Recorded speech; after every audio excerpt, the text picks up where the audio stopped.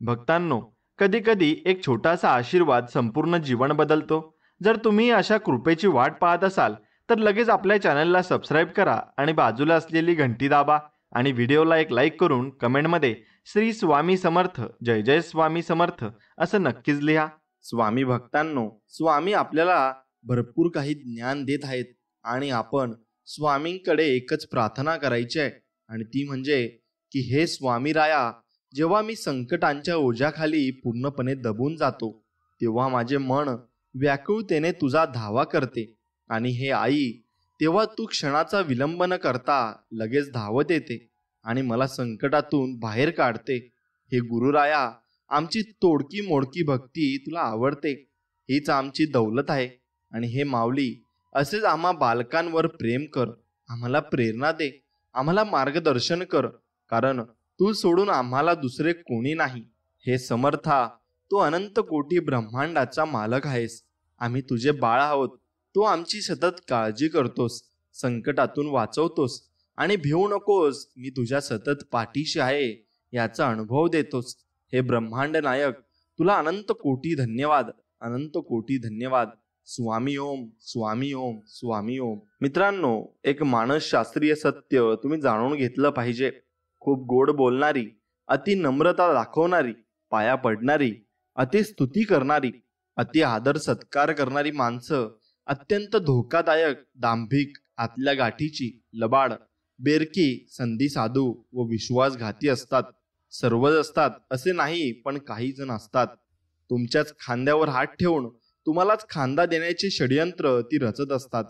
याउलट जी माणसं तोंडावर रागाने, कडवट, टीकात्मक, जहरी, फटकळ पण स्पष्ट बोलतात, त्यांचं अंतर्मन वरच्या प्रकृतीपेक्षा नक्कीच चांगलं असतं. विश्वासघात करणं, फसवणं त्यांच्या रक्तातच नसतं. ती खरंच मनमोकळी व विश्वासू असतात.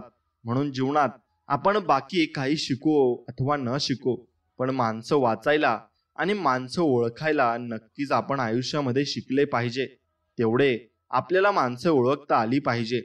ज्याप्रमाणे ताकामध्ये लोणी असतेच, लोणी प्रकट करण्यासाठी ताक घुसाळवे लागते, अगदी तसेच नामातच सर्व कृपा अगदी दडलेली आहे. आणि या कृपेचा अनुभव हवा असेल तर निरंतर नाम घ्यावेच लागते आणि नामानेच सर्व काही सिद्ध होत असते. लक्षात ठेव, मी तुझ्या आयुष्यातील तेच दुःख दूर करू शकतो जे तुझ्यावर दुसऱ्यांनी लादले आहे, असे स्वामी समर्थ आपल्याला सांगत आहेत. आणि दुसऱ्यांनी लादलेले तुझ्यावरचे दुःख मी नक्कीच कमी करू शकतो, पण तू स्वतः कर्माने जे दुःख तुझ्याकडे ओढून घेतलं आहे ना, त्यातील एक कणही आणि एक क्षणही मला कमी करता येणार नाही. म्हणून कर्म सुंदर आणि स्वच्छ ठेव, बाकी बघायला मी आहेच. एकदम तू निश्चिंत राहा आणि कशाचंही तू टेन्शन घेऊ नको, मी तुझ्या पाठीशी आहे असं स्वामी आपल्याला सांगत आहेत. प्रत्येकाच्या वयाप्रमाणे आदर केलाच पाहिजे, मान आपण दिलाच पाहिजे. बोलताना शब्दांचा जपून वापर आपण केलाच पाहिजे. शब्द दुवा आहे, शब्द दवा आहे, शब्द दावा आहे आणि शब्द हा माणुसकीचा ठेवा आहे. माणसाला सुंदर दिसण्यासाठी सुंदर असणं महत्वाचं नसतं, तर महत्वाचं असतं ते सुंदर आणि तितकंच निरागस मन. आणि त्यावर जर निर्मळ हास्य असेल तर जगात त्या व्यक्तीपेक्षा सुंदर कोणी दिसू शकत नाही आणि असूही शकत नाही. हेही तितकंच खरं आहे. स्वामी भक्तांनो, हे आपलं घर, संपूर्ण घर हेच आपलं देवघर. निराळं देवघर नाही, आपण दोघं इथले पुजारी. तू विचारशील पूजा कशी करायची, मी सांगेन गृहस्थ धर्माची. तू विचारशील पूजेला साहित्य, मी सांगेन पंचेंद्रिय. तू मग विचारशील नैवेद्य कोणता, मी सांगेन प्रामाणिक कष्ट हा नैवेद्य. मग प्रश्न येईल आरतीचा, मी सांगेन या देवघरात राहणाऱ्या आणि येणाऱ्या सर्व माणसांबद्दल प्रेम, जिव्हाळा हीच आरती असते. शेवटी प्रश्न येईल प्रसाद सेवनाचा, मी सांगेन पंचेंद्रिय आणि अवयव प्रामाणिकपणे राबले असतील तर त्यांच्या आवाक्यातील प्रत्येक गोष्ट प्रसादच आहे. आणि या भक्ती मार्गात कुपथ्य कोणतं, जर जे ते कालाची ठाई, मनाला न पटणारी म्हणजेच प्रतारणा करायला लावणारी कृती आणि कोणत्याही प्रकारचा अत्याचार, जबरदस्ती हे उपथ्य असतं. हे नक्कीच तुम्ही ओळखलं पाहिजे. मनापासून हाक मार, मी नक्कीच धावत येईल असं स्वामी आपल्याला सांगत आहेत. संकटात असताना तुम्हाला मठात येणे, पोथी वाचन किंवा इतर धार्मिक विधी जमणार नाहीत, कारण तेव्हा तुमची मनस्थिती तशी नसते. त्यावेळेत आणखीन दुःखी राहण्यापेक्षा जाता येता, उठता बसता, कोणत्याही अवस्थेत, कोणत्याही ठिकाणी फक्त माझे नामस्मरण करीत राहा. मी सोबत असेन आणि शेवटपर्यंत तुझ्या सोबत मी राहील. मी कोणत्याही चमत्कार करण्याचा अधिकार दिला नाही, ना माझी जागा घेण्याचा अधिकार दिला आहे. कोणी जर असे करत असेल ना, तर इतकंच लक्षात ठेवा की माझ्या दरबारात चुकीला अजिबात माफी नाही. मी प्रत्येक भक्ताला त्याच्या भक्तीनुसार प्रचिती देत असतो आणि त्याला मी दाखवून देत असतो की मी किती शक्तिशाली आहे आणि मी काहीही करू शकतो. मग तुमचं वाईट करू शकतो, तुमचं चांगलंही करू शकतो, पण एक लक्षात घ्या की तुमच्या कर्मावर ते अवलंबून आहे. आणि तुमची कर्म जर चांगली असली तर मलाही काही करता येणार नाही आणि माझी शक्ती सर्व काही नष्ट होऊन जात असते. तुम्ही आयुष्यात काहीतरी करू शकता हा विश्वास तुमच्यामध्ये आणणं हीच आनंदाची पहिली पायरी आहे.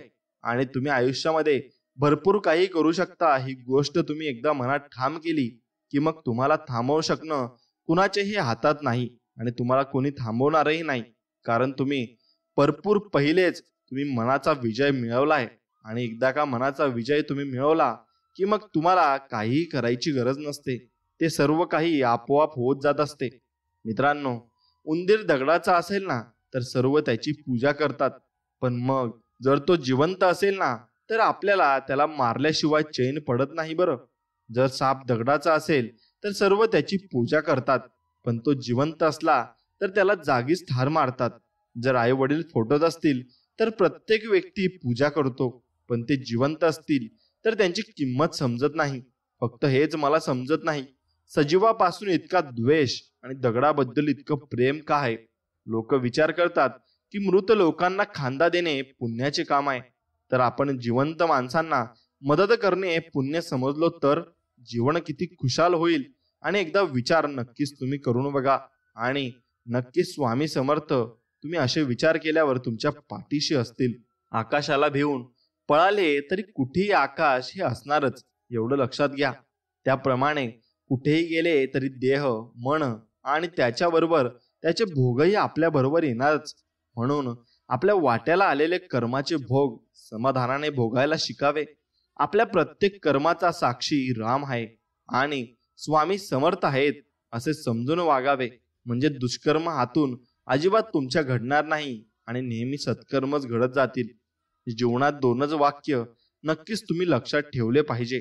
मनाप्रमाणे झाले तर ईश्वराची कृपा आणि मनाविरुद्ध झाले ना तर ईश्वराची त्यात इच्छा आहे असे समजून घ्यावे. दोन्हीमध्ये तुम्हाला सुख समाधान नक्कीच मिळणार आहे. जेव्हा एखाद्याच्या अनुपस्थितीत मध्ये तू निंदा नलस्ती करतोस तेव्हा तू त्याची शारीरिक व्याधी, त्याची कर्म तू स्वतःवर ओढवून घेतोस. एवढंच नाही तर जो मजा घेत ऐकत असतो तो सुद्धा त्या कर्माचा भागीदार होतो. सोड इतरांची गोष्ट, जरा स्वतःकडे लक्ष दे असे स्वामी आपल्याला संबोधत आहेत आणि सांगत आहेत. आणि ते लहान बाळाप्रमाणे आपल्याला शिकवत असतात. मग आपण त्यातून नक्कीच शिकून घेतले पाहिजे. ज्याचे कर्म चांगले आहे तो कधीच संपत नसतो. सत्कर्मी माणसाला जीवनात अडचणी येतात परंतु त्या सुटणाऱ्या असतात. या उलट जो दुसऱ्याला अडचणीत आणतो ना त्याच्या अडचणी आयुष्यभर अजिबात संपत नसतात. आणि स्वामींवर नेहमी निसंकोच विश्वास ठेवा. स्वामी तुम्हाला नक्कीच साथ देतील आणि शेवटपर्यंत देतील. ज्यांनी तुम्हाला विनाकारण त्रास दिला तोच तुमचा ध्यास येतील आणि मग जे तुम्हाला कडवे बोलत होते ना तेच तुमच्या आता या पुढे गोडवे गातील आणि जे निंदा करत होते ना तेच तुमच्या आता स्तुती करतील. स्वामींचे बोट सोडू नका. सोन्याचे दिवस तुम्हाला नक्कीच येतील, एवढं मात्र निश्चित आहे. अशक्य ही शक्य स्वामी करतील ही स्वामींमध्ये पूर्णपणे शक्ती आहे. मित्रांनो, आयुष्यात जेव्हा चांगल्या गोष्टी घडतात तेव्हा एका शब्दाने कोणी विचारत नाही आणि एक वाईट गोष्ट घडली की लगेच विचारतात आमच्याच बाबतीत का. मग माणसांच्या आयुष्यातील दुःख हे सुखांच्या आनंदाकरता फार महत्वाचे असतात, एवढं मात्र निश्चित आहे. स्वामी म्हणतात मोर नाचताना सुद्धा रडत असतो आणि राजहंस मरताना सुद्धा गात असतो. दुःखाच्या रात्री झोप कुणालाच लागत नाही बरं. आणि सुखाच्या आनंदात कुणीही झोपत नाही. यालाच तर आपले जीवन म्हणतात. आणि ह्या जीवनाचे दोन चाक घेऊन आपल्याला हे चालावेच लागते आणि या या मार्गाने सर्वांना जावेच लागते. एवढे मात्र निश्चित आहे. बऱ्या वाईटाचे, खऱ्या खोट्याचे, पाप पुण्याचे साक्षीदार या जगात केवळ दोन आहेत. एक माणसाचा आत्मा आणि दुसरा सर्व साक्षी परमेश्वर. म्हणून दोघांना भिवून राहा आणि दोघांना लक्षात ठेवून चांगली आणि वाईट कर्म करा. कुणाचे चांगले झाले तर त्याचा द्वेष करू नये, कुणाचे वाईट झाले तर त्याला हसू नये. वेळेचे नेहमी भान ठेवावे, कारण चांगली वाईट वेळ कधी सांगून येत नसते. एवढे मात्र निश्चित आहे. सदैव तुम्ही स्वामी नामाचा जप करा. कधी ना लागे तुम्हास दुःखाचा वारा. आलेले तुमचे संकटही जाईल माघारा. नक्की येईल अनुभव तुम्हा जगा वेगळा. तेव्हा कळेल स्वामी नामाचा अर्थ खरा. म्हणून एकच मंत्र जपा, श्री स्वामी समर्थ, जय जय स्वामी समर्थ. काळ कितीही वाईट असू द्या, परिस्थिती कितीही डामाडौल असू द्या आणि होऊ द्या, पण काळजात स्वामींबद्दल प्रेम भक्ती असेल तर एक दिवस विजय हा तुमचाच होतो आणि नक्की तो तुमचा विजय असतो. भरोसा ठेवण्यासाठी एकमेव मार्ग म्हणजे सद्गुरू आहेत, आणि जे आपल्याला सुख दुःखापासून सुखरूपकडे, आनंद रूपकडे नेतात. म्हणून भरोसा फक्त सद्गुरू वचनावर ठेवावा, मनुष्य वचनावर नाही, कारण ते कधी स्थिर नसते आणि ते अस्थिरेकडेच नेणार आहे. म्हणून फक्त नेहमी स्वामींवर विश्वास ठेवा. चांगलेच होणार हे मनात धरून चला, बाकीचे परमेश्वर बघून घेईल. हा विश्वास मनात असला ना, मग येणारा प्रत्येक क्षण आत्मविश्वासाचा आणि सकारात्मकतेचा असेल. निश्चिंत राहा, मी पाठीशी आहे असे स्वामी बोध करत आहेत. घर असावे घरासारखे, नकोच नुसत्या भिंती. तेथे असावा प्रेम जिव्हाळा, नकोच नुसती नाती. त्या शब्दांना अर्थ असावा, नकोत नुसती वाणी. सूर जुळावे परस्परांचे, नकोत नुसती गाणी. त्या अर्थाला अर्थ असावा, नकोत नुसती नाणी. अश्रूंतूनही प्रीत जरावी, नकोत नुसते पाणी. या घरट्यातून पिल्लू उडावे, दिव्य घेऊन शक्ती. आकांक्षाचे पंख असावे, श्री स्वामींवर भक्ती. आणि अशीच भक्ती आपण स्वामींवर टिकून ठेवली पाहिजे. ज्यांच्या मनी सद्गुरु विचार, तो नसे कधी लाचार. ज्याच्या अंगी श्री सद्गुरु भक्ती, त्याला नाही कशाची भीती. ज्याच्या हृदयात श्री सद्गुरु मूर्ती, त्याची होई जगभर कीर्ती. जो करेल श्री सद्गुरूंची पूजा, त्याच्या आयुष्यातून संकटे अगदी होऊन जातील वजा. आणि मग त्याला सुखाचा अनुभव नक्कीच येईल. आयुष्य ही अशी ट्रेन आहे जी जन्मापासून मृत्यूपर्यंत सुख दुःखाच्या फलट्यांवर थांबते. आणि मग आपल्या अनुभवाचं तिकीट घेण्यासाठी प्रत्येक स्टेशनवर उतरायला नक्कीच आपल्याला भाग पाडत असते. स्वामी भक्तांनो, भूक जगात सुखी कोणीच नसतो, म्हणून आहे त्या परिस्थितीत सुख माना. खायला नाही म्हणून काही जण रडतात, तर काही जण भरपूर असूनही खाता येत नाही म्हणून रडत असतात. एवढं लक्षात घ्या. म्हणून तुम्हाला देवाने जे काही दिले आहे ते भरपूर दिलं आहे आणि त्यात समाधानी आणि सुखी राहा. एवढंच तुम्ही नक्कीच केलं पाहिजे. आयुष्य छान आहे, थोडे लहान आहे, रडतोस काय वेड्या, लढण्यात छान आहे असे स्वामी म्हणत आहेत. काट्यातही फुलांची झुलती कमान आहे, उचलून घे हवे ते दुनिया दुकान आहे. जगणे निरर्थक म्हणतो तो बेईमान आहे. आणि सुखासाठी कधी हसावं लागतं तर कधी रडावं लागतं, कारण सुंदर धबधबा बनायला पाण्यालाही उंचावरून नक्कीच पडावं लागतं आणि त्याला ते सोसावं लागतं. एवढं मात्र निश्चित खरं आहे. म्हणून तुम्ही जेवढी जास्त मेहनत कराल, जेवढे जास्त कष्ट कराल, तेवढे तुमची एक दिवशी तुमची मेहनत ही नक्कीच रंग दावेल. आणि मग तेव्हा तुम्ही सर्व काही मिळवून घ्याल आणि सर्व काही तुमच्या हातात असेल. आयुष्यात कधी कसली चिंता, काळजी, प्रश्न, भीती किंवा अगदीच एकटेपणा वाटला तर औदुंबराच्या छायेत म्हणजेच अक्कलकोटाला जायला विसरू नका, कारण त्यापेक्षा मोठा निवारा अख्ख्या ब्रह्मांडात आणि अख्ख्या जगात नाहीये. एवढं लक्षात ठेवा. आणि तो कोठेच नाहीये. कोणत्याही कष्टाची लाज नको, दुसऱ्यांच्या प्रगतीची खाज नको. जो तो आपल्या परिश्रमाने पुढे जातो, उगाच आपल्या मनात कुणासाठी जळणारी आग नको. एवढे मात्र निश्चित आहे. जगामध्ये असे कोणतेही दुःख नाही की जे भगवंताच्या आनंदाला विरजन घालील. प्रत्येकाला आनंद पाहिजे आहे. आनंद हेच भगवंताचे स्वरूप आहे. तर मग त्याचा अभ्यास करण्याचे काय प्रयोजन? तर त्याचे कारण हेच की आपल्याला भगवंताची विस्मृती झाली आहे. दुसरा काय करतो हे न पाहता आपण काय करायला पाहिजे याचा अगोदर विचार करावा. भगवंताचे नाम घेणे हे ज्ञान होण्यानेच लक्षण आहे आणि भगवंताकडे लक्ष लागले की आत्मज्ञान ही आपोआप आपल्याला होत असते. चालता चालता कधीतरी ठेच ही लागणारच आहे. जगायचं म्हटलं ना तर दुःख हे असणारच आहे. ठेच लागणार म्हणून चालणं का सोडायचं? दुःख आहे म्हणून जगणं का सोडायचं? सोडायचं तर आपल्याला वाईट कर्म सोडायला लागतील. दुःखातही आनंदाला कुठेतरी शोधायचं. आतून रडतानाही दुसऱ्याला हसवायचं. याला जगणं म्हणतात आणि याला जीवन असं म्हणत असतात. म्हणून याचप्रमाणे तुम्ही जीवन अगदी आनंदाने आणि प्रेमाने जगले पाहिजे आणि कशाचेही तुम्ही टेन्शन न घेता जीवन जगले पाहिजे आणि अगदी सुखमय आणि समाधानी जीवन तुमचे असले पाहिजे. चुकीचं वागणाऱ्याला एक वेळ चुकीची जाणीव आपण नक्कीच करून दिली पाहिजे. कदाचित तो आपली चूक सुधारून चांगलं नक्कीच वागू लागेल. मात्र गद्दारी करणाऱ्याला मात्र कधीच माफी देऊ नका बरं, कारण तो एक ना एक दिवस पाठीत खंजीर खुपसणारच. हे कटू सत्य आहे आणि हे तुम्ही नक्कीच जाणून घेतलं पाहिजे आणि तुमच्या लक्षात हे सर्व काही आलं पाहिजे. निश्चिंत राहा, बाकी मी पाहून घेईल. पुढे चाल, मागे मी राहीन. कुठेही जा तेथेही तुला बाळा दर्शन मी देईन. आणि एवढेच नाही तर तुझ्यासाठी अशक्यही शक्य करील हे मी वचन तुला देत आहे. म्हणून तू फक्त माझ्यावर विश्वास ठेवून राहा आणि मी सर्व काही तुझं बघून घेईल. एवढं आपल्याला स्वामी समजून सांगत आहेत. ज्यांनी तुम्हाला विनाकारण त्रास दिला तेच तुमचा आता ध्यास घ्यायला लागतील, एवढं लक्षात घ्या. म्हणून कुणी त्रास दिला म्हणून भिवू नका. स्वामी समर्थ आपल्या पाठीशी उभे आहेत आणि ते आपले रक्षण करण्यासाठी भरपूर काही त्यांनी योजना करून ठेवल्या आहेत. कुणालाही न दुखवता जगणे यांच्या इतके सुंदर कर्म जगात दुसरे कोणतेच नाही. आणि ज्याला हे कळले त्याला वेगळे पुण्य करण्याची आणि कमवण्याची गरज अजिबात राहत नाही. हेही तितकंच खरं आहे. जे गेलं ते सोडून द्या, जे आहे त्याचा स्वीकार करा आणि जे घडवायचं आहे त्यावर विश्वास ठेवा.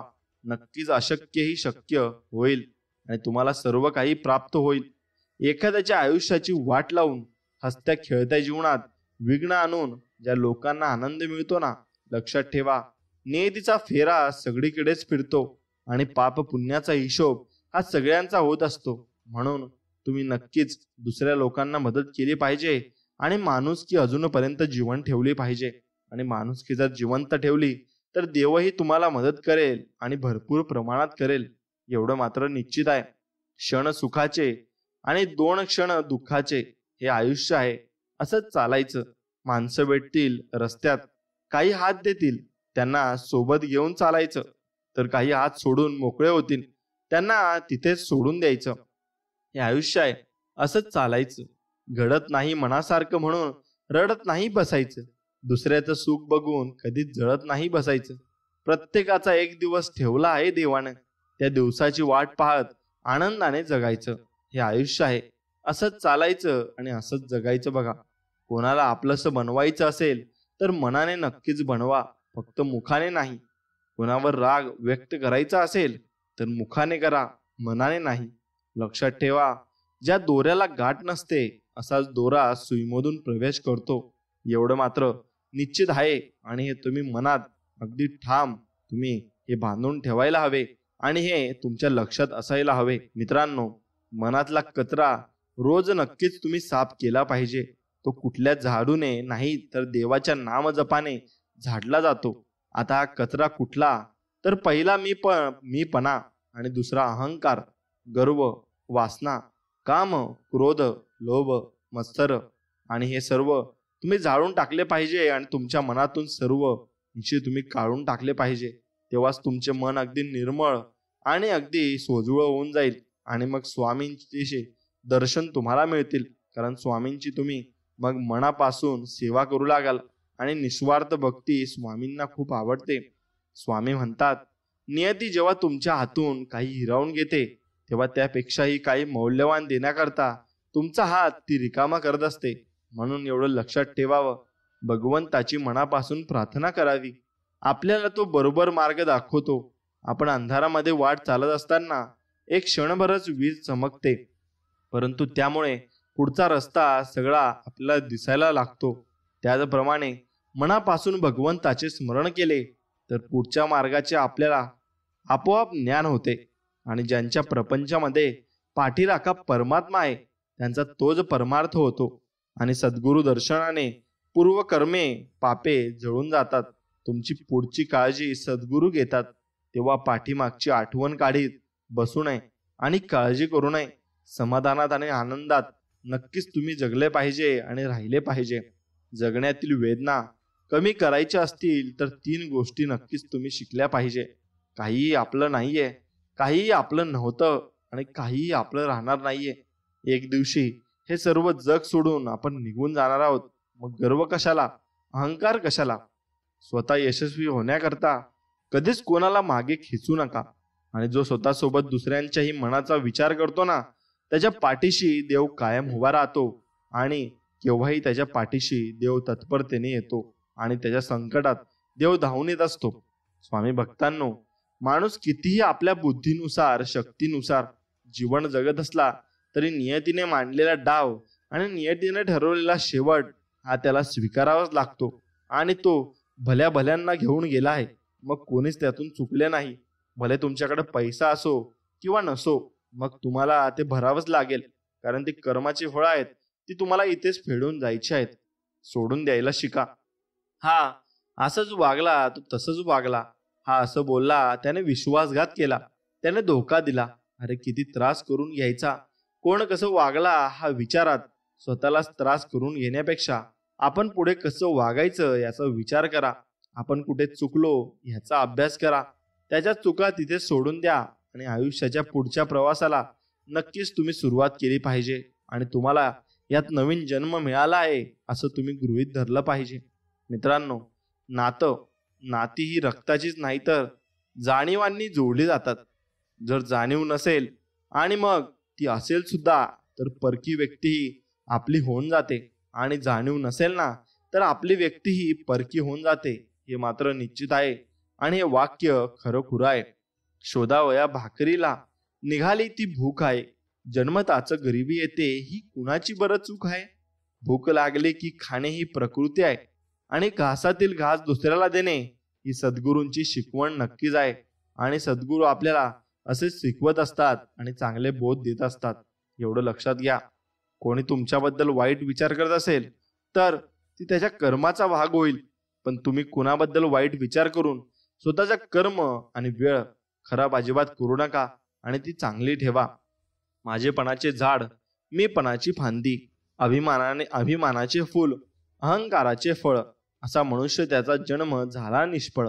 गुरूंनी दिले नामाचे खत, भक्तीचे पाणी, त्याचे जीवन झाले सुखी आनंदी, अमृतावाणी. आणि मग नक्कीच स्वामी समर्थांची भक्ती केल्यावर आपल्याला भरपूर काही अनुभव येतात आणि भरपूर काही आपल्याला शिकायला मिळत असतं. मग एक गोष्ट लक्षात घ्या, ती बप्पू काळे यांनी म्हटलेली आहे की जग कसं अजब आहे, देवावर प्रेम सर्वांनाच आहे पण त्याच्या घरी जायची घाई मात्र कुणालाच नाही.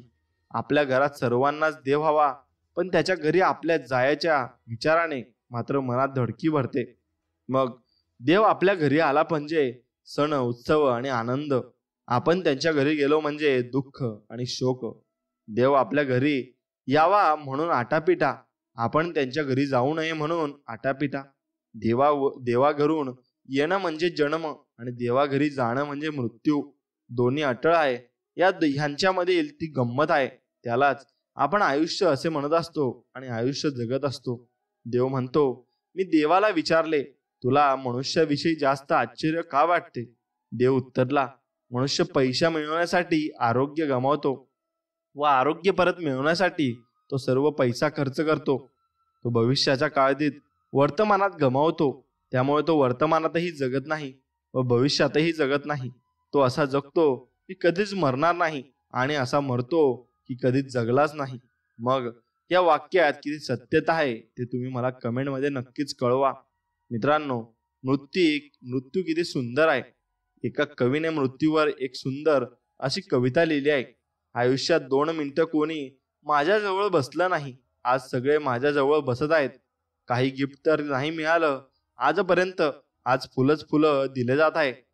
मग तरसलो होतो मी कोण्या एका हातासाठी आणि आज खांद्यावर खांदे दिले जात आहेत.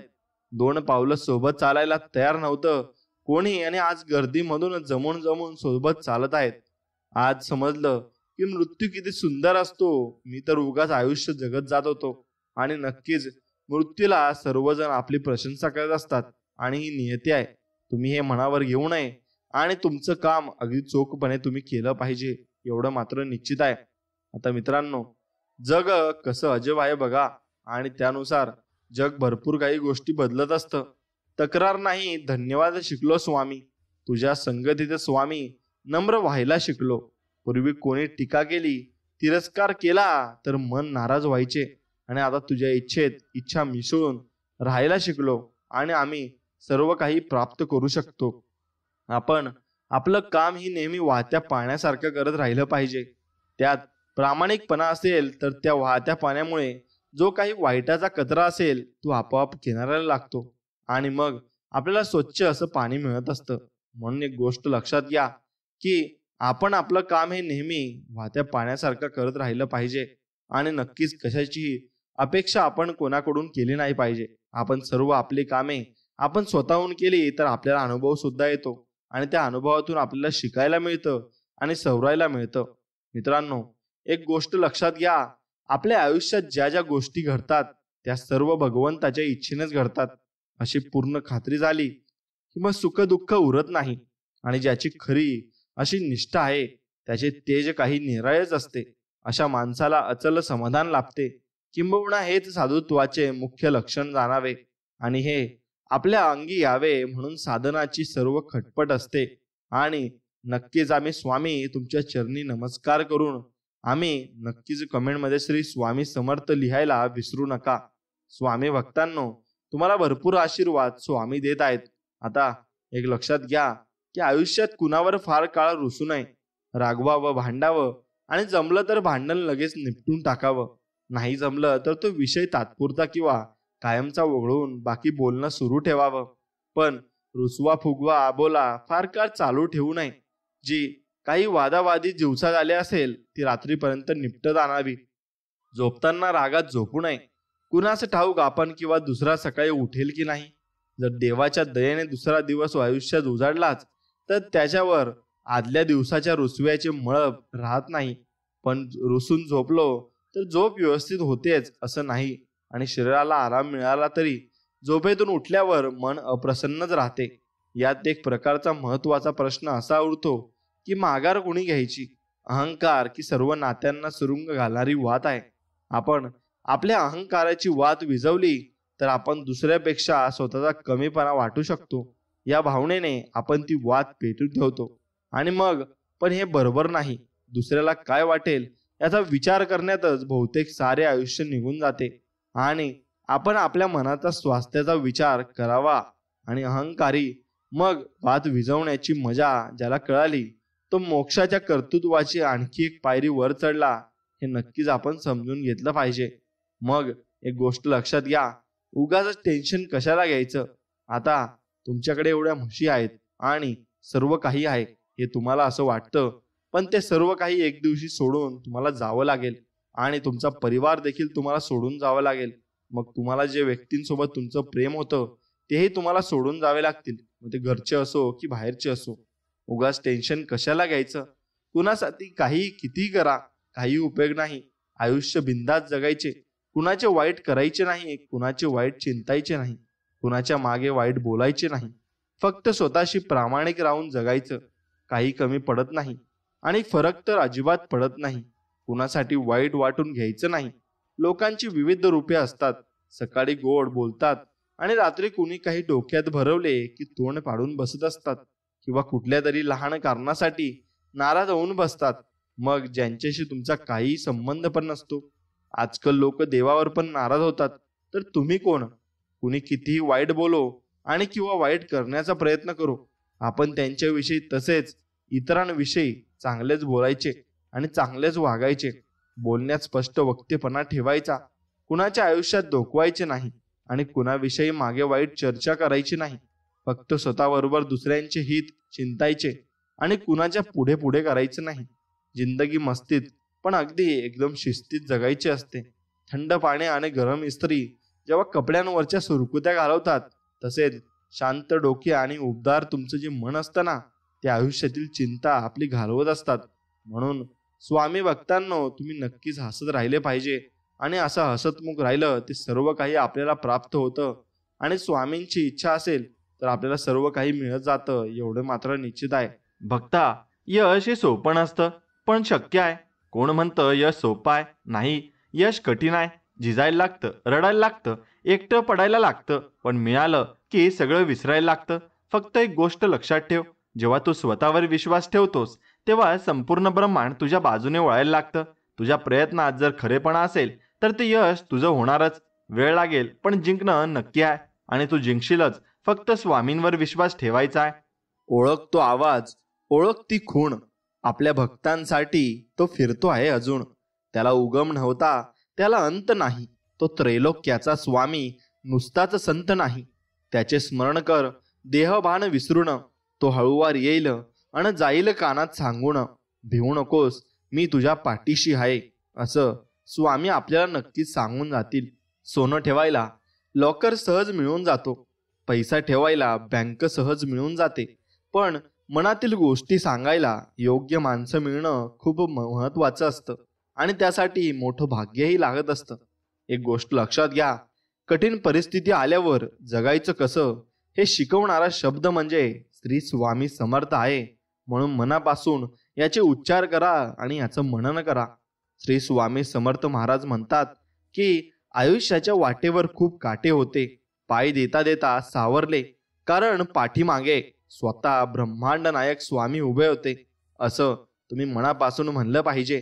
जर चुकीच्या पासवर्डने छोटासा मोबाईल उघडत नसेल ना, तर चुकीच्या कर्माने सुखाचा दरवाजा कसा उघडेल? त्यामुळं कर्म करत असताना अगदी चांगली कर्म करा आणि चांगली कर्म केल्यानेच तुमचा सुखाचा दरवाजा नक्कीच उघडेल. माणूस चेहरा तर स्वच्छ ठेवतो, पण ज्यावर लोकांची नजर असते, पण मनाला स्वच्छ ठेवू शकत नाही, ज्याच्यावर परमेश्वराची नजर असते. म्हणून ज्यावर परमेश्वराची नजर असते ते स्वच्छ ठेवायला शिका. नक्कीच तुम्हाला माणसंही चांगले भेटतील आणि मनासारखी भेटतील. माणसाचं मन उदास झालं की मग आपल्या हृदयाच्या जवळच्या माणसांची आठवण येऊ लागते आणि त्या माणसाला बोलल्याशिवाय मनातला उदासीनपणा कमी होत नाही. म्हणून जवळची माणसे असणे गरजेचे असते, मग ती नात्यातली असो, मैत्रीतली असो किंवा मग प्रेमातली असो. एवढं लक्षात घ्या, 4 पैसे कमी कमवा, पण माणसं आणि माणुसकी भरपूर कमवा. कारण आयुष्याच्या शेवटी माणूसच माणसाला खांदा लावतो, पैसा नाही. एवढं मात्र तुम्ही लक्षात घेतलं पाहिजे आणि तुमच्या लक्षात आलं पाहिजे. म्हणून कधीही जपायचे असेल तर माणुसकी जपा आणि कधी पैशाच्या मागे जास्त धावू नका. पैसे असून साधं राहिलं तर लोक बिघारडा म्हणतात. पैसा बऱ्यापैकी खर्च केला तर माजुरडा म्हणतात. सगळ्यांशी मन मोकळेपणाने बोललं तर बकबक करतो म्हणतात. कमी बोललो तर स्वतःला शहाणा समजतो म्हणतात. दानधर्म नाही केला तर कंजूस मारवाडी म्हणतात. भरपूर दानधर्म केला तर 2 नंबर पैसे असणार असं म्हणतात. बायकोचं ऐकलं तर बैल म्हणतात, नाही ऐकलं तर काहीतरी भानगड असणार असं म्हणतात. तब्येत चांगली तर फुकटचं खाऊन सुटलाय म्हणतात. तब्येत कमी केली तर काहीतरी आजार झाला असणार म्हणून मरायला लागलाय असं म्हणतात. सगळ्या कार्यक्रमांना हजेरी लावली तर याला काही कामधंदा नाही असं म्हणतात. नाही गेलं तर माणुसकी नाही असं म्हणतात. हे सगळे लोक असतात. लोक नेहमी त्यांचं काम करतच असतात. आपलं आपण काम करायचं. याचाच अर्थ असा की एकावे जणाचे आणि करावे मनाचे. लोक पायी चालू देत नाहीत आणि घोड्यावरही बसू देत नाहीत. शेवटी आपण ठरवायचं जीवन कसं जगायचं, हसत हसत की मग रडत रडत, हे तुमच्यावर पूर्णपणे निर्भर असतं.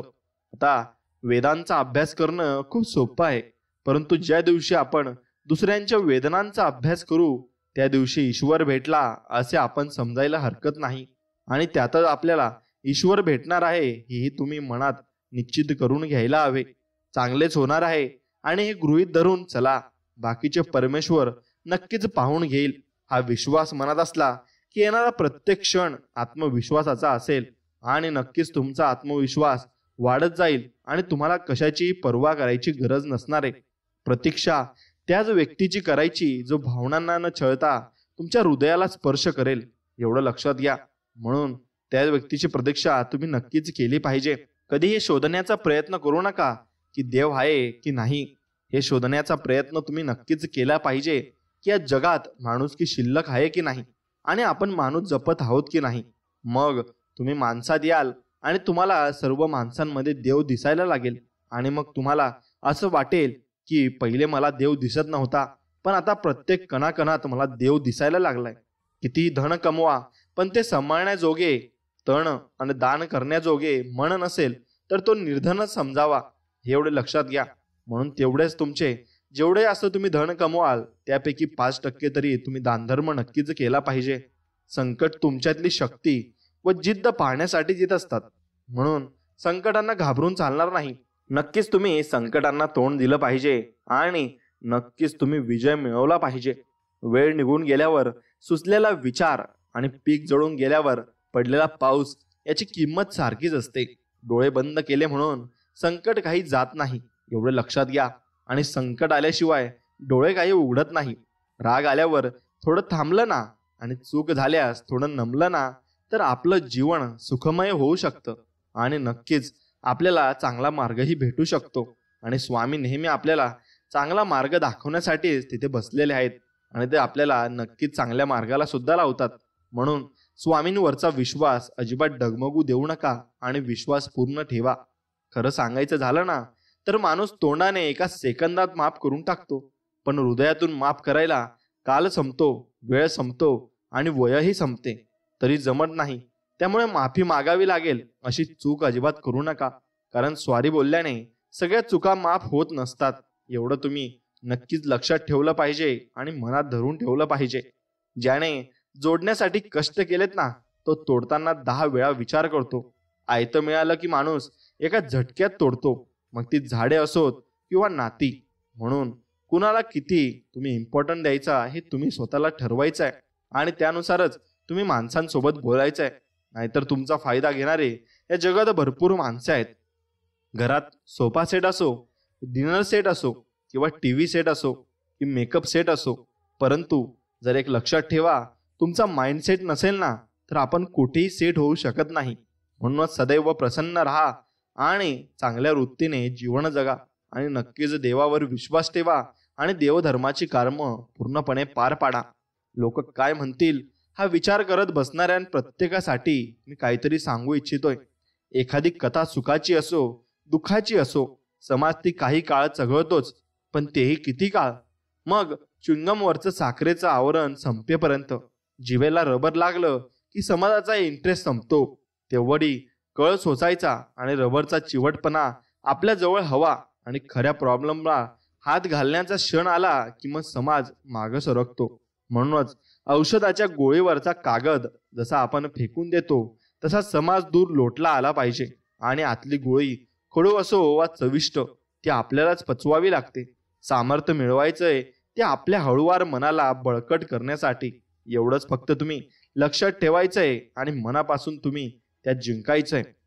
माणसाने जास्त उड्या मारू नयेत. श्रीरामांना रात्री राज्य भेटणार होते, पण सकाळी वनवास भेटला तर देव होते.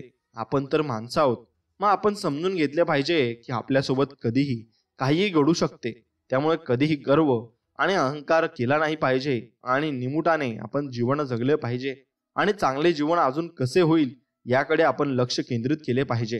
खरं तर खरं दाखवण्याचा आणि खोटं लपवण्याचा प्रयत्न करू अजिबात नका. वेळ दोघांनाही जगासमोर आणते एवढं मात्र निश्चित आहे. नाटक सुरू होण्या अगोदर आणि संपल्यानंतरच टाळ्या वाजवणं खूप प्रेम आणि प्रतिसाद दिला जातो. माणसांच्या बाबतीतही अगदी तसंच होत असतं. जन्मा अगोदर प्रेम आणि मृत्यूनंतर भरभरून प्रतिसाद दिला जातो. म्हणून खरं तर मधल्या काळातच त्यांना जास्त गरज असते. म्हणून एक गोष्ट लक्षात ठेवा, माणुसकी जपायला शिका आणि माणसंही जपायला शिका. म्हणून जेवढी जास्त तुम्ही माणसं जपली तेवढे जास्त तुम्हाला माणसं ही कामात येत असतात. फक्त ती ओळखून ते चांगले आहेत की नाही हे पारखूनच तुम्ही ते जपायला शिका. खूप स्वप्न तुटतात. जे व्हायचंय ते होत नसतं. साऱ्या अपेक्षा इच्छा मातीमोल होतात. जे ठरवलं होतं ते काहीच होत नाही. साऱ्या गोष्टी मनाविरुद्ध घडायला लागतात आणि अवघड आणि आवड निवड हा पर्याय उरत नाही. अशा परिस्थितीत बहुतांश लोक डिप्रेस होतात आणि नकारात्मक विचारांच्या विळख्यात सापडतात. मात्र काही लोक असतात जे नेहमी होप ठेवतात. त्यांना नेहमी वाटत असतं की नक्की पुढे काहीतरी चांगलं होईल, वाईट वेळ निघून जाईल, सर्व स्वप्न इच्छा अपेक्षा पूर्ण होतील. आणि असं घडतं. वाईट वेळ निघून जातो आणि थोडी वाईट वेळ पाहिली की सर्व सुख जुळीत येऊन पडतात. अपेक्षापेक्षा जास्त भेटतं आणि निराश न होता थोडे प्रयत्न करत राहिलं की साऱ्या गोष्टी व्यवस्थित होतात. काही मनाविरुद्ध दिवस सोसले की मनासारखे दिवस आपोआप नक्कीच आपल्याला येत असतात आणि ते येतीलही. एवढं मात्र निश्चित आहे, आयुष्य हे एकदाच आहे. मीपणा नको, सर्वांशी प्रेमाने राहायला हवे. सोनं वितळते की दागिने बनतात, माती नरम झाली की शेती बनते, पीठ नरम झाले की पोळी बनते. अगदी अशाच प्रकारे माणूस नम्र झाला ना की लोकांच्या हृदयात त्याची जागा आपोआप बनत असते. म्हणून नम्र व्हायला शिका. जेवढे जास्त तुम्ही नम्र व्हाल तेवढे जास्त माणसं तुम्ही जोडू शकाल आणि माणसांच्या मनामध्ये चांगलं तुम्ही घर नक्कीच करू शकाल. ज्या माणसांच्या गरजा कमीत कमी असतात ते नेहमी समाधानातच असतात. आपल्याला जे मिळणार आहे ते मिळाल्याशिवाय राहणार नाही आणि ते न मागता मिळणार आहे. आणि जे कधीच मिळणार नाही ते जंग जंग पछाडलं तरी मिळणार नाही. निसर्ग आणि नियती देण्यासाठी आतुर आहे. तुमच्यात आणि नियतीच्या मध्ये जर काही अडथळा येत असेल तर तो अडथळा म्हणजे तुमचे पसरलेले हात आणि मागण्या. एवढं लक्षात घ्या. इतकं प्रामाणिक आयुष्य जगावं की स्वतः देवाने आपल्या प्रेमात पडलं पाहिजे. आणि एखाद्या गोष्टीची कल्पना जरी आपण आपल्या मनात केली ना तरी ती गोष्ट अलगद देवाने आपल्या ओंजळीत टाकली पाहिजे. एवढं निर्मळ मनाने आणि सात्विक मनाने आपण देवाची भक्ती केली पाहिजे. आणि देवाची भक्ती करत असताना मनात आपला कसलाही कंचक नको किंवा कसलाही विचार नको. फक्त निर्मळ मन हवं आणि प्रेम हवं. जसं लहान मूल अगदी प्रेमाने आणि एकचित्ताने खेळत असतं तसंच आपण भक्ती केली पाहिजे. मित्रांनो, सगळ्यांना एक दिवस या पृथ्वी तलावरून जायचं आहे. म्हणून कशाचाही तुम्ही गर्व करू नका. मृत्यू, या मृत्यूविषयी मी 2 शब्द आपल्याला सांगतो. आयुष्यात 2 मिनिटे सुद्धा कोणी माझ्याजवळ बसलं नव्हतं. आज सगळे माझ्याजवळ बसले होते. कोणी एक गिफ्ट सुद्धा मला कधी दिले नव्हते. आज फुलांवर फुले मिळत होती. एक साधा रुमाल सुद्धा कोणी मला दिला नव्हता. आज पांढरी शुभ्र कापडे एकावर एक मला दिली जात होती. 2 पावलं कधी कोणी माझ्याबरोबर चालायला तयार नव्हते. आज पूर्ण समाज माझ्याबरोबर चालत होता. आज मला कळाले मृत्यू किती सुंदर आहे ते आणि मी उगाचच जगत होतो. म्हणून एक लक्षात घ्या, संकट काळी प्रत्येकाच्या संकटात उभे राहा आणि कधी तुम्ही माघार घेऊ नका. तेच तुमचं जीवन असतं आणि तेच समजायला तुम्हाला नंतर मृत्यूनंतर कळायला लागतं. प्रारब्ध म्हणजे कृतकर्माचे फळ असतात. हे चांगले वा वाईट असू शकते. सुखाचे भोग आले तर माणसाला काही वाटत नाही, पण दुःखाचे प्रसंग आले की मनुष्य म्हणतो मी देवाचे एवढे केले, मी अमक्या अमक्या सत्पुरुषाचा आहे, मग मला असे दुःख का भोगावे लागते बरं. पण त्याला हे समजत नाही ना की हा सर्व आपल्याच कर्माचा परिणाम आहे. त्याला देव किंवा संत काय करतील बरं. प्रारब्धाचा संबंध देहापर्यंतच असतो, मनाशी नाही. जो संतांची आणि किंवा सद्गुरूंची मनापासून आज्ञा पाळतो त्याचे प्रारब्ध हे प्रारब्ध रूपाने राहत नाही. एवढे मात्र निश्चित आहे. एक विचार तुमच्यासमोर मांडतो ते बघा. दुसऱ्यांच्या ताटातलं हिसकावून खाण्यात एखाद्याला आपली शान वाटते तर कुणाला आपल्या ताटातलं दुसऱ्याच्या तोंडात भरवण्यात समाधान वाटत असतं. म्हणून हा फक्त आपल्या संस्काराचा फरक असतो. हा खेळ संस्कार, समज आणि मानसिकतेचाच आहे. परंतु एक गोष्ट मात्र पक्की आहे की दुसऱ्याचं हिसकावून खाणाऱ्याचं पोट कधीच भरत नाही आणि वाटून खाणारा कधी उपाशी राहत नाही. एवढं मात्र निश्चित आहे. माणसाच्या आयुष्यातील सर्वात दुःखाचा क्षण म्हणजे जिथे आपली काही चूक नसताना किंवा काही संबंध नसताना आपल्याला चुकीचं ठरवलं जातं आणि आपल्याला वेगळी वागणूक दिली जात असते. ते दुःख माणूस कधीही सहन करू शकत नाही. एवढं मात्र निश्चित आहे. स्वभावाला औषध असतं पण ते रोज घ्यायचं असतं. अधीरातला सोडून थोडं धीरानं घ्यायचं असतं. संतापातला ताप सोडून मनातलं संत करायचं असतं. मनातला हट्ट सोडून नातं घट्ट करायचं असतं.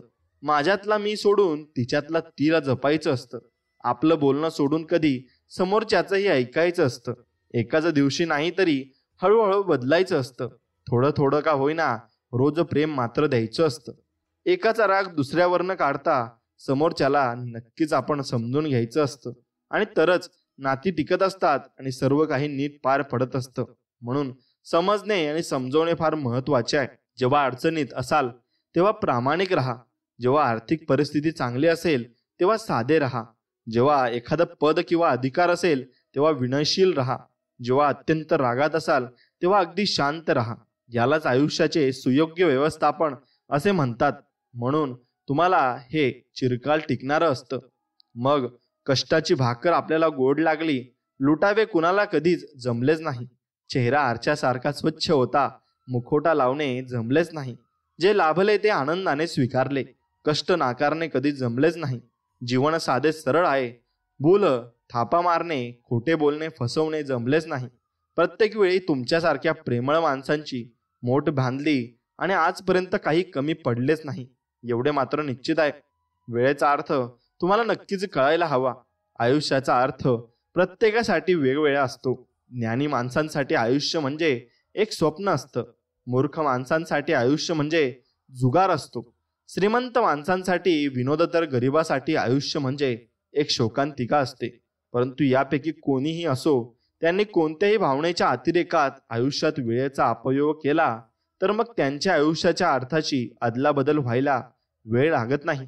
कारण आयुष्याचं घड्याळ काळाच्या रेतीच्या वाळूने भरलेलं असतं आणि वेळेची किंमत नाही केली की मग तुम्ही कोणी का असेना, आयुष्याचे अर्थ सगळ्यांसाठीच बदलतात आणि ते वेगवेगळे होत असतात. म्हणून तुम्ही निश्चितपणे जगायला हवं आणि आयुष्याचं गणित आणि वेळेचा सदुपयोग करून तुम्ही जीवन नक्कीच जगलं पाहिजे.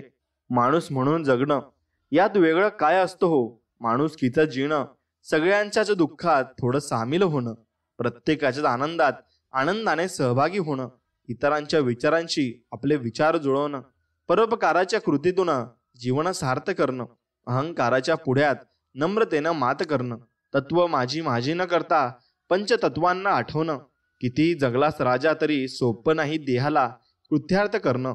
खूप जन्मानंतर असतं हा नेरदेह प्राप्त होणं आणि देह गणपतीचं तो मातीचा, त्याचं अटळ आहे विसर्जन होणं. या जगात देव बनणं सोपं पण कठीण आहे माणूस होणं, एवढं मात्र निश्चित आहे.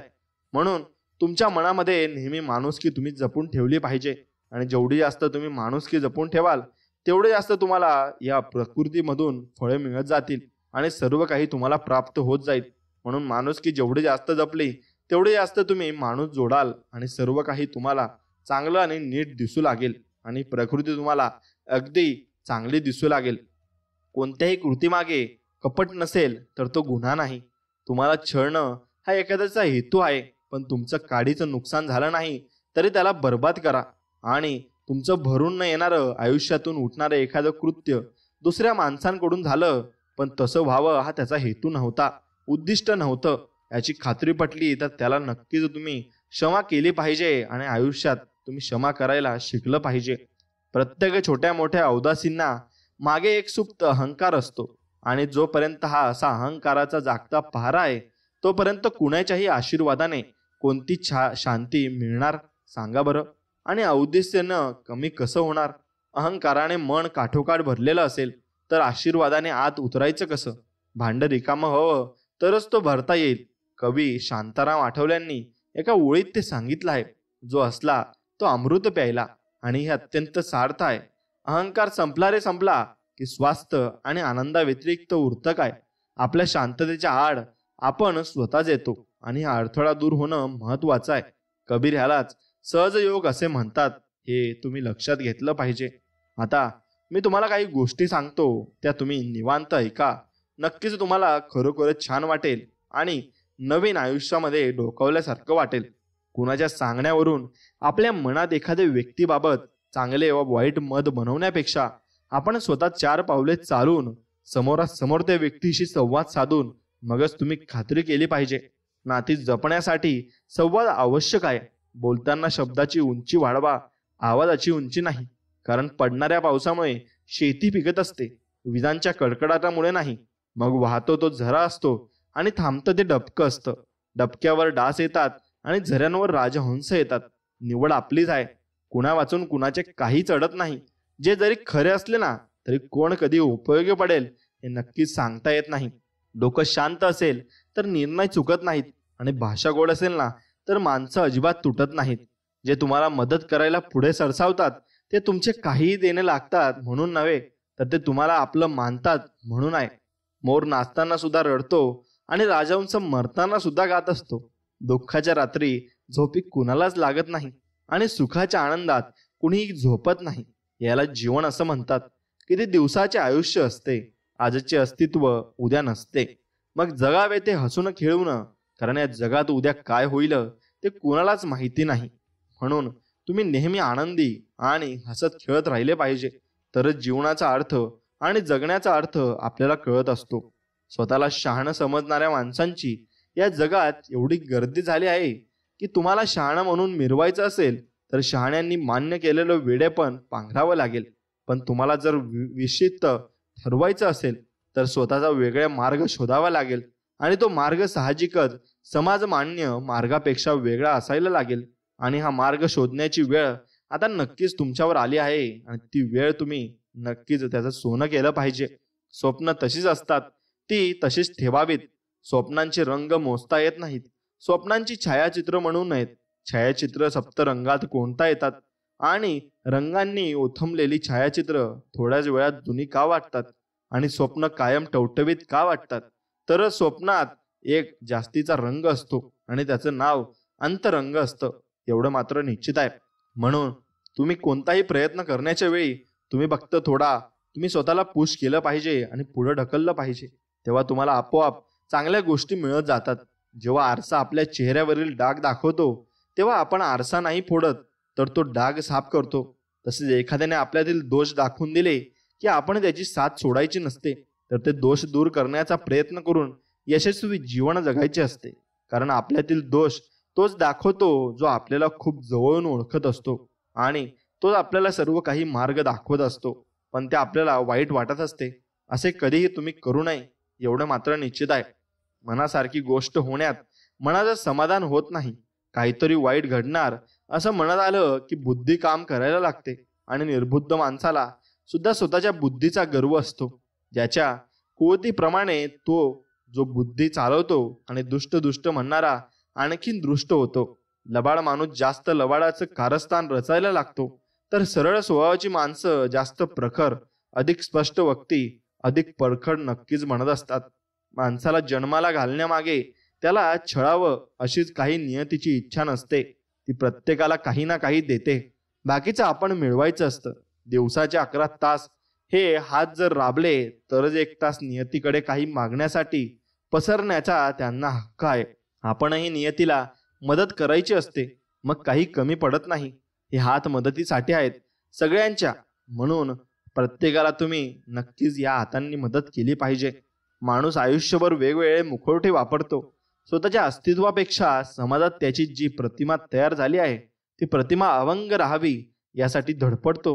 स्वतःच्या निर्माण केलेल्या प्रतिमेच्या मोहातून तो ज्या दिवशी सुटेल त्या दिवशी त्याची आणि जीवनाची पहिल्यांदा नक्कीच भेट होईल आणि त्याला सर्व काही कळेल. देण्याची सवय लावून घेतली की येणं आपोआप सुरू होतं. मग तो मान असो, प्रेम असो वा वेळ असो. ज्याच्याशी बोलताना आनंद दुप्पट होतो आणि दुःख अर्धे होते, तीच माणसे आपली असतात आणि बाकी फक्त जग आहे, एवढं लक्षात ठेवा. देवाने आपल्या शरीराची रचनाच अशी केली आहे की आपण स्वतःची पाठही ठोकतू शकत नाही आणि स्वतःला लातही मारू शकत नाही. म्हणूनच तर माणसाला हितचिंतकाची आणि निंदकाची नेहमीच आवश्यकता असते. तेव्हाच त्याच्यामध्ये भरपूर काही बदल दिसू लागतात आणि बदल होत असतात. प्रवास आयुष्याचा, आयुष्य म्हणजे असतो एक प्रवास जो सुरू होतो आपल्या जन्मापासून आणि कदाचित मरणानंतरही संपत नाही. अनेक उन्हाळे पावसाळे पाहायला मिळतात या प्रवासात. काही सुखाचे क्षण अनुभवायला मिळतात, तर काही कायमचा धडा शिकवून जातात. काही स्वप्ने नकळतपणे पाहिली जातात, तर काही जाणून बुजून पण अनेकदा त्यातली काही स्वप्ने अर्धवटच राहून जातात. अशा या प्रवासाच्या पुस्तकात काही पाने नकळत जोडली जातात, तर मग काही कोरीच राहून जातात आणि मग शेवटी या कोऱ्या कागदांचे तयार होते फक्त वेगळेच पुस्तक, ज्याला आपण नाव देतो आयुष्याचे पुस्तक. मित्रांनो, जीवनाबद्दल मीही विचार करतो तेव्हा माझा संदर्भ मला सापडत नाही. अनेक माणसं अनेक गोष्टी सुख शोधत असतात आणि परंतु मला कशातच अंतिम सुख शांती दिसत नाही. घटनांचे अर्थ लागत नाही आणि या धावपळीचे अर्थ कळत नाही. आपण कोण, आपल्या जगण्याचा हेतू काय, आपली नाती, विचार, महत्वाकांक्षा यांचे ओझे उरावर घेऊन जन्मभर का वणवण करायची हे कळत नाही. अर्थात या प्रश्नांची उत्तरे माहीत नाहीत हे मला माहीत आहे. ही परंपरा आहे, हे असेच चालते, याला काहीच इलाज नाही. सगळ्यांना गौतम बुद्धाप्रमाणे अंतिम ज्ञानप्राप्ती होणार नाही. तरी या प्रश्नाचे डंख कधी कधी मनाला अस्वस्थ करून सोडतात आणि जीवनाची क्षणभंगुरता, नश्वरता मनात एका प्रकारची उदास खिन्नता निर्माण करते आणि आपले जीवन हे एक पोकळ शून्य वाटू लागते. तरी मी अनेक गोष्टीत रस घेतो. काव्य, संगीत, साहित्य, खेळ व मित्र या सगळ्यात असून नसल्यासारखा असतो. म्हणून जीवनाची मजा तुम्ही पुरेपूर घेतली पाहिजे आणि पुरेपूर आनंदित तुम्ही नक्कीच राहिलं पाहिजे. आयुष्य जपण्याचे आणि जगण्याचे सोपे गणित आहे. जिथे आपली कदर नाही तिथे तुम्ही कधीच जायचे नसते. जे आपल्याला पचत नाही ते कधीच खायचे नसते. ज्यांना खरं सांगितल्यावर राग येतो त्यांची मनधरणी करत बसायचे नाही.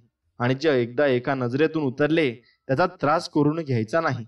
वेळ पाहून बदलतो त्याला मित्र बनवायचं नाही. आणि कितीही संकटे आली तरी कोणालाही तुम्ही घाबरायचं नाही. एवढं मात्र निश्चित आहे, माणसांची माणसाबद्दल मतं कशी तयार होतात हे पाहणं मोठं मजेचं असतं.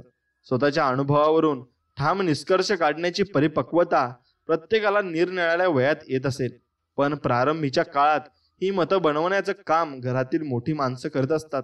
पाहुण्यांची पाठ वळवल्याबरोबर जे त्यांच्याबद्दल बोललं जातं किंवा ती व्यक्ती मागे जे वातावरण निर्माण करून जाते त्यावरून लहान मुलांची मतं बनतात, एवढं मात्र निश्चित आहे. म्हणून आपल्या वागण्यातील आपण नक्कीच बदल केले पाहिजे आणि त्यातून दुसरे काय शिकतात याच्याकडेही आपण लक्ष दिले पाहिजे. आणि तरच आपल्या जीवनाला अर्थ आहे, नाही तर सगळं जन्म तुमचा व्यर्थ आहे. नाही म्हणण्याचं स्वातंत्र्य प्रत्येक माणसाला असतं, ते आपण उपभोगत नाही. आपल्या आयुष्यात येणाऱ्या किंवा घडणाऱ्या गोष्टींना आपण नाही का म्हणत नाही? न पटणाऱ्या न पेलणाऱ्या गोष्टी आपण का स्वीकारतो? आपण दुसऱ्याला आपल्यावर अतिक्रमण करू देतो. जेव्हा आपल्याला त्याचा वीट येतो तेव्हा उशीर झालेला असतो आणि जेव्हा आपल्याला त्याची चटक लागते तेव्हा इतरांचा इंटरेस्ट आपल्यातून मग संपलेला असतो. समजून घ्या या गोष्टी. कोणताही डॉक्टर तुम्हाला आरोग्यदायी नाही बनवू शकत. कोणताही फिटनेस ट्रेनर तुम्हाला तंदुरुस्त नाही बनवू शकत. कोणताही शिक्षक तुम्हाला इंटेलिजंट नाही बनवू शकत. कोणताही गुरु तुम्हाला यशस्वी नाही बनवू शकत. कोणताही श्रीमंत व्यक्ती तुम्हाला श्रीमंत नाही बनवू शकत. सर्वजण तुम्हाला सल्ला देऊ शकतात, पण मेहनत तर तुम्हाला स्वतःलाच घ्यावी लागेल, एवढं मात्र निश्चित आहे. आणि हे तुम्ही लक्षात घेऊन चाललं पाहिजे. रागाने गेलेली व्यक्ती परत येऊ शकते, पण शांतपणे निघून गेलेली व्यक्ती पुन्हा परत कधीच येत नाही.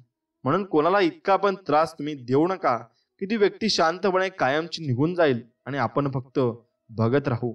स्वतःचा चेहरा ओळखण्यासाठीही आरशाची मदत घ्यावी लागते. आरशे इतके विश्वासू ट्रस्टी जगात दुसरा कोणी नाही. आपण आरसा व्हायचं, त्यात मनाचं प्रतिबिंब पाहायचं. क्रोध, स्पर्धा, हेवा, मत्सर, प्रेम सगळी रूप पाहायची. आपण आपल्या मनाचं द्रष्टी व्हायचं. अफरातफर करायची नाही. मन खरं तर प्रकट होतं. बायको, मुलगा, आई, बाप सगळी नाती स्पष्ट होतात. कोणी किती जागा अडवली आहे ते नक्कीच तुम्ही पाहायला हवं. ओठात एक आणि पोटात एक असं कधी वागायचं नसतं. आपण जसे आहोत तसंच बाहेर तुम्हाला दिसायचं असतं.